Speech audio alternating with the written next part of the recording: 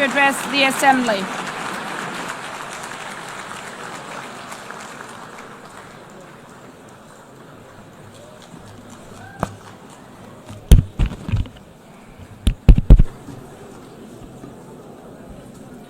His Excellency, Mr. Antonio Guterres, Secretary General of the United Nations, Her Excellency, Madam Annalena Baerbock, President of the United Nations General Assembly, His Excellency, Mr. Moses Abelian, Under-Secretary General for General Assembly and Management, Excellencies, Heads of States, Heads of Governments, distinguished delegates, ladies and gentlemen, it is indeed a great honor for me to stand in this august General Assembly Hall among leaders and representatives who represent almost all of humanity. We differ in race, religion, and nationality, yet we gather together today as one human family. We are here first and foremost as fellow human beings, each created equal, endowed with unalienable rights to life, liberty, and the pursuit of happiness. The words of the United Nations Declaration of Independence have inspired democratic movements across continents, including the French Revolution, the Russian Revolution, the Mexican Revolution, the Chinese Revolution, and Indonesia's own struggle and journey to freedom. It also gave birth to the Universal Declaration of Human Rights, adopted by the United Nations in 1948. All men are created equal was the creed that opened the way to unprecedented global prosperity and dignity. And yet, in our own era of scientific and technological triumphs, an era capable of ending hunger, poverty, and environmental ruin, we also continue to face today grave dangers, challenges, and uncertainties. Human folly, fueled by fear, racism, hatred, oppression, and apartheid, threatens our common future. My country knows this pain. For centuries, Indonesians lived under colonial domination, oppression, and slavery.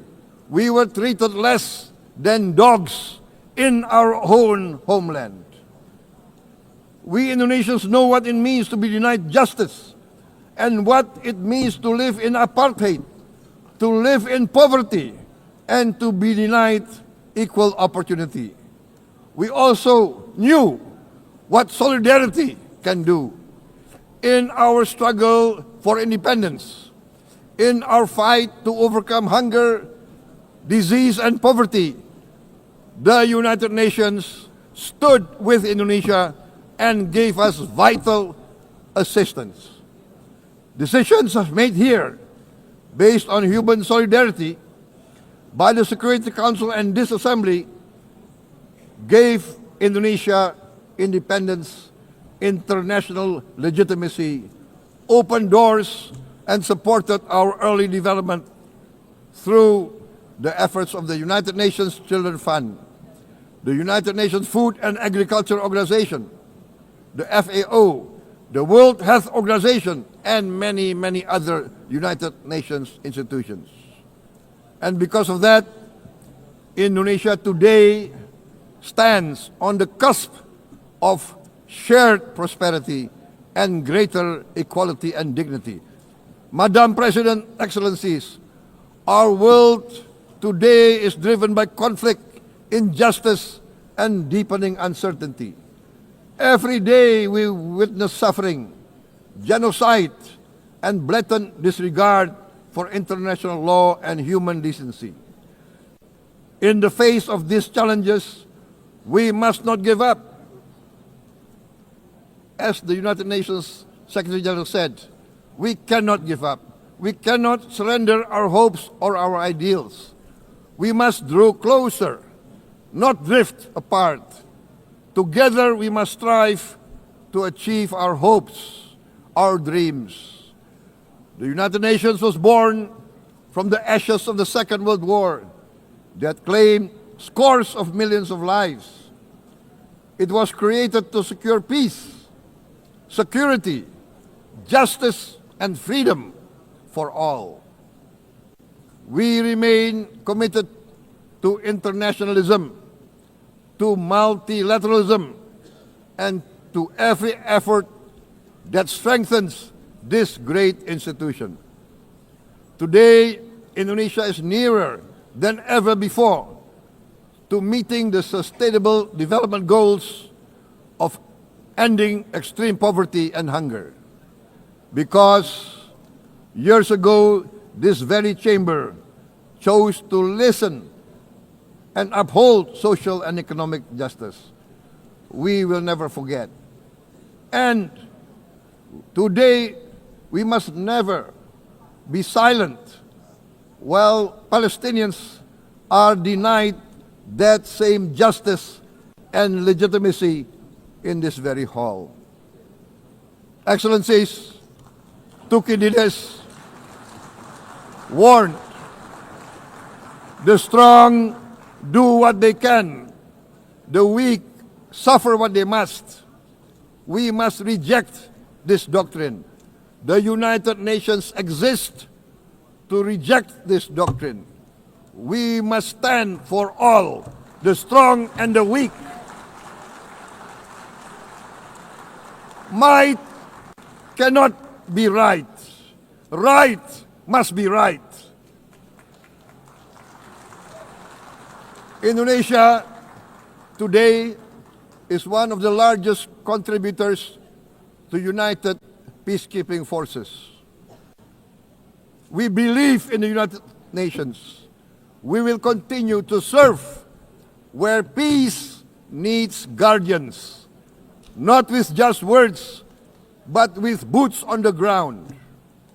If and when the United Nations Security Council and this great assembly decide Indonesia is prepared to deploy 20,000 or even more of our sons and daughters to help secure peace in Gaza or elsewhere, in Ukraine, in Sudan, in Libya, everywhere when the peace needs to be enforced, peace needs to be guarded, we are ready. We will take our share of the burden, not only with our sons and daughters, we are also willing to contribute financially to support the great mission to achieve peace by the United Nations. Madam President, Excellencies, I propose to this Assembly a message of hope and optimism, grounded in action and execution. Today, we heard the speech of Madam President, the President of the United Nations General Assembly. Yes, it is true what she said. Without the International Civil Aviation Organization, will we be here today? Will we sit in this great hall? Without the United Nations, we cannot be safe. No country can feel secure. We need the United Nations, and Indonesia will continue to support the United Nations. Even though we still struggle, but we know the world needs a strong United Nations. The world's population is growing. Our planet is under strain. Food, energy, and water insecurity haunt many nations.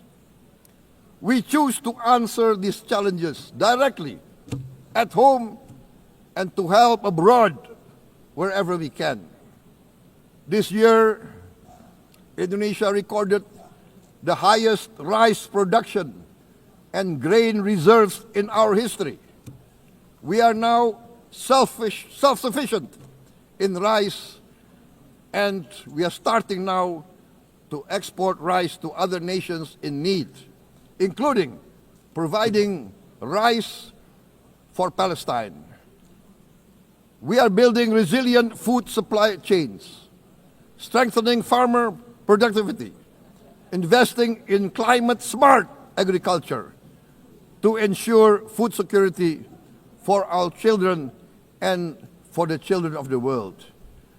We are confident in a few years' time, Indonesia will be the granary of the world. As the world's largest island state, we testify before you that we are already experiencing the direct consequences of climate change, particularly the threat of rising sea levels. The sea level on the north coast of our capital city is increasing by 5 centimeters every year. Can you imagine in 10 years?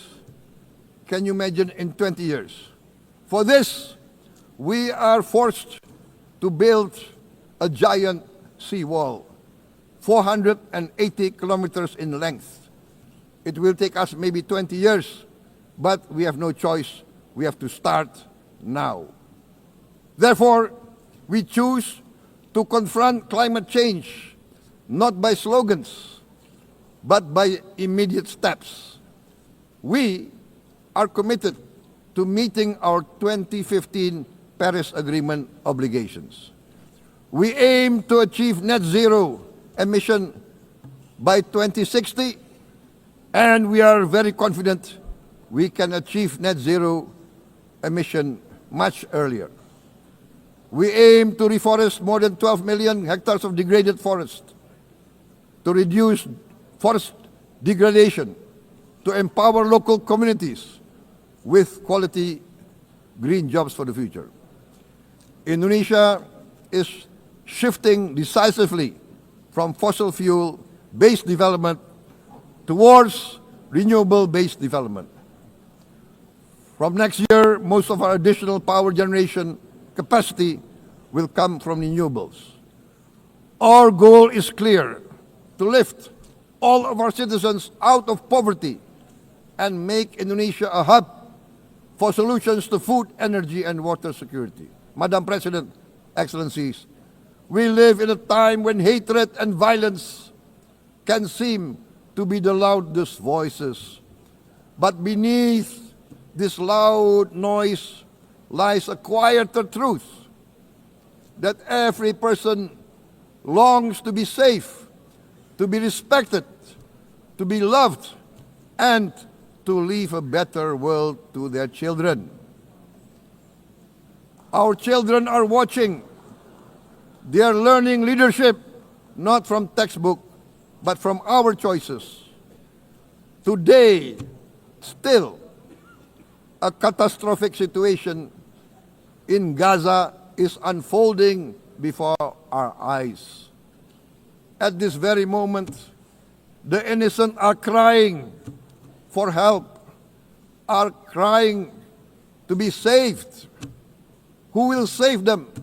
Who will save the innocent? Who will save the old and women?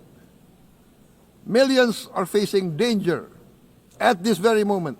As we sit here, they are facing trauma. They are facing irreparable damage to their bodies. They are dying of starvation. Can we remain silent? Will there be no answer to their screams? Will we teach them that the human family can rise to the challenge? Madam President, we must act now. Many speakers have said that. We must stand for a multilateral order where peace, prosperity, and progress are not the privilege of a few, but the right of all. With a strong United Nations, we can build a world where the weak do not suffer what they must, but live the justice that they deserve. Let us continue humanity's great journey of ideals, the selfless aspirations that created the United Nations. Let us use science to uplift, not use science to destroy. Let rising nations help others to lift themselves. I am convinced that the leaders of the great world civilizations of the West, of the East, of the North, of the South, leaders of America, Europe, of India, China, the Islamic world, the whole world, I am convinced they will rise to their role demanded by history. We are all hopeful that the leaders of the world will show great statesmanship, great wisdom, restraint, humility, overcome hate, overcome suspicion. Madam President, distinguished delegates, we are greatly heartened by the events of the last few days, where significant leading countries of the world have chosen to side with history, to choose the right side of history, the path of the moral high ground, the path of rectitude, the path of justice, the path of humanity, to shun hatred, to overcome suspicion, and to avoid the use of violence. The use of violence will beget violence. No one country can bully the whole community of the human family.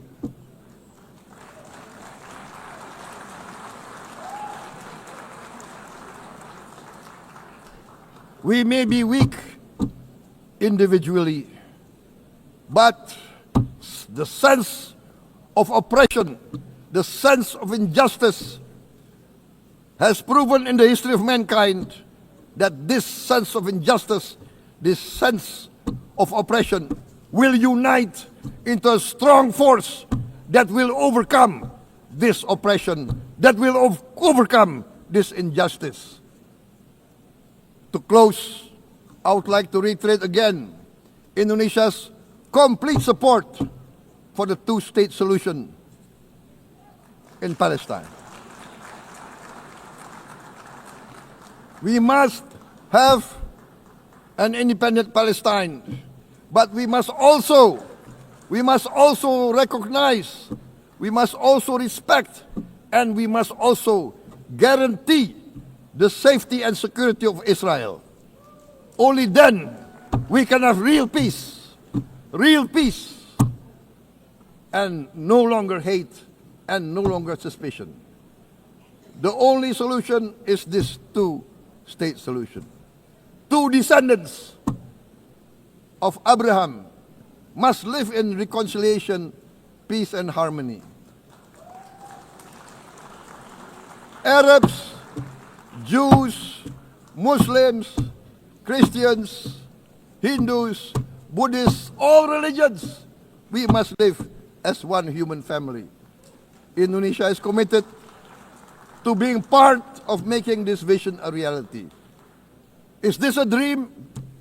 Maybe, but this is the beautiful dream that we must work together towards. Let us work towards this noble goal. Let us continue humanity's journey of hope, a journey started by our forefathers, a journey that we must complete. Thank you. Wassalamualaikum warahmatullahi wabarakatuh.